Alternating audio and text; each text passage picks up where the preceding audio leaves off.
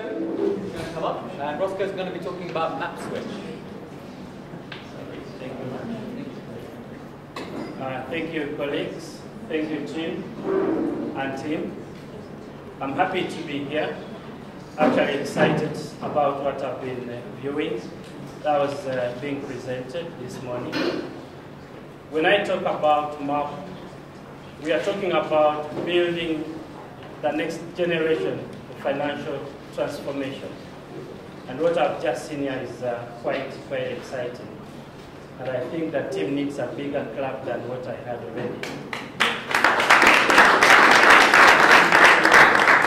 Our headquarters are in New York. We first came to Uganda 2 years ago to establish offices here, located at Imperial Royal. By background, I'm a banker in commercial banking for the last 18 years, but I also sit on the board of one of the banks here in Uganda, one of the biggest banks. And what I wanted to share with you is where we've come from and what we are trying to do for the economy, for the people of Uganda, and the rest of the Great East Africa. We realize that 5% of our population, or under 10% to be precise, is not banked. And the biggest question was, why aren't these people into the formal banking industry? The biggest challenge we identified is that these people could not be identified. And what we did as MAP was to come up with a biometric card. Because as a country in the region, I think we are the only country that does not have a national ID. Is that right? Kenya has, Tanzania has, and I think Rwanda and Burundi, who are part of East Africa, do have. So we came up with a biometric ID that can identify the kind of people that we wanted to do business with. The biggest challenge, again, after 9/11, we realized that all the financial institutions insisted on people identifying themselves. If you went to any financial institution with a letter from the local council, it became very, very difficult. With a card that MAP came up with, it takes your fingerprints, up to 10 of them. We take your picture, and then we take your signature. This way you can be identified. And you have jumped to that hurdle of not being compliant in as far as opening up a bank account is concerned. This hurdle has earned us, jumping this hurdle has earned us close to 50,000 Ugandans now have received our biometric card. And as a result, they are now accepted. They are what we call Y2K compliant as far as banking is concerned. They can open up bank accounts in different parts of the country. Far away from here, I don't know anyone of us coming from Karamoja, there's a place called Kabong, which I visited recently, and I identified that for somebody to get a salary has to travel about 270 kilometers to come and check in your bank, actually, if your salary came in. As if that is not enough, when you reach the bank, you really have to identify yourself beyond doubt. And now what people are doing is to use that card. I gave Karamoja as an example, but there are so many other areas in Uganda that cannot be easily accessed. So this card, ladies and gentlemen, has helped people. The card has helped people that are working in savings and credit societies to be identified. With our card now, you can check your balance. If you are in Eastern Uganda and you wanted to go to Western or South, you can swipe that card using technology, as we saw here, and anywhere you are, you can be identified. All your details are displayed. Right, I found that very exciting. We've also gone ahead to say that it's not easy to put up infrastructures like this, to set up brick and mortar branches. So what we've done is to use what we call a point of sale device.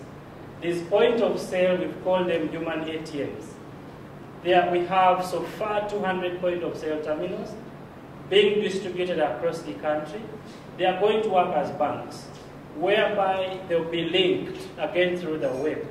They'll be linked where somebody has this bank account. You can swipe your point of sale and use that to pay for a good or a service. You can use that to buy airtime from a point of sale because it's directly linked to your card. You swipe it and instantly it works as a debit card. I found that innovation very exciting, and it's going to help people. You see somebody riding on a bicycle, they are riding for about 30 or 50 kilometers to go and reach a financial institution. This is not sustainable. Again, it depletes the country of the people who are still energetic. Why? Because if you are supposed to carry your mother to go, say 50 kilometers away from where there's a financial institution, you have to, when you get there, you find the ATM has run out of money.